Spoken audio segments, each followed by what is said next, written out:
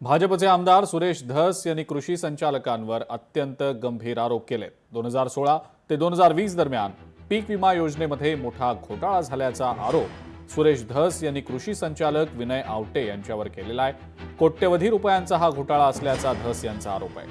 अधिकाऱ्यांची नावे जाहीर करा, एसआयटी द्वारे चौकशा करा असं सुद्धा धस म्हणतायत। 20 वर्ष एखादा अधिकारी एकाच ठिकाणी कसा काय काम करतो असा सवाल त्यांनी विचारलाय। अधिकाऱ्यांना घोटाळ्याचे पैसे मिळतात आणि भ्रष्टाचारावर पांघरूण घालण्याचं काम सुरू असल्याचं सुद्धा सुरेश धस यांचं म्हणणं आहे।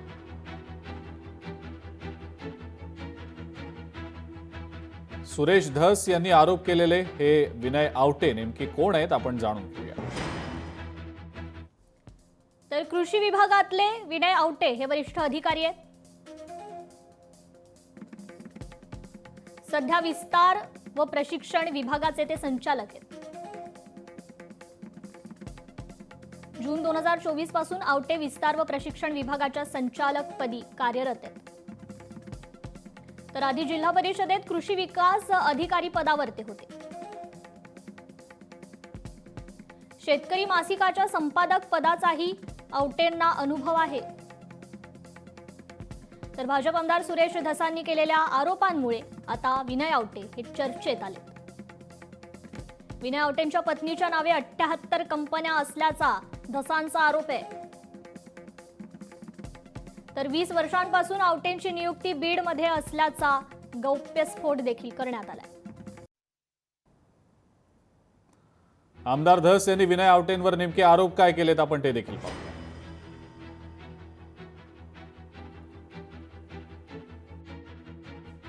2016 ते 20 पंतप्रधान पीक विमा योजनेत अधिकारी कंपन्यांचा संगनमताने घोटाळा झाल्याचा हा आरोप आहे। तर पीक विम्यावर आवटेंशिवाय सरकारला अभ्यासू माणूस सापडला नसल्याचा आरोप आहे।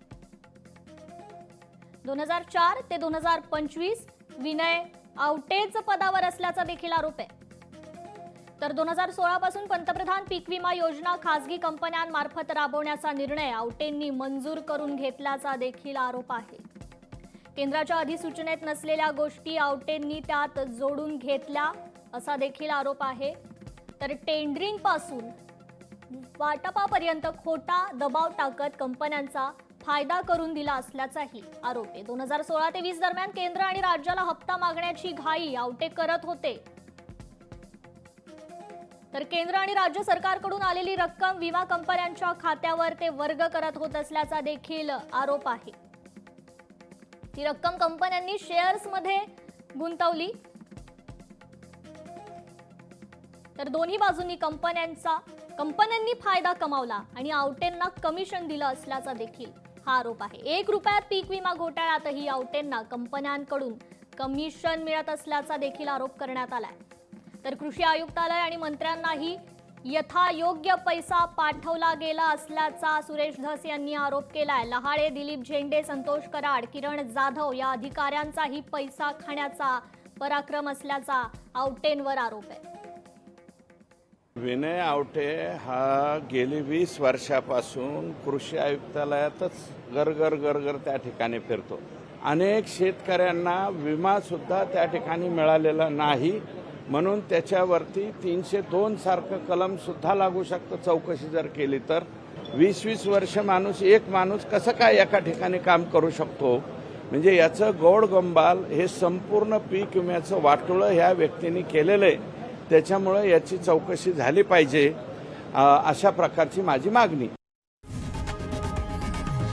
लोकशाही मराठी ऐका, पहा, जागरूक रहा।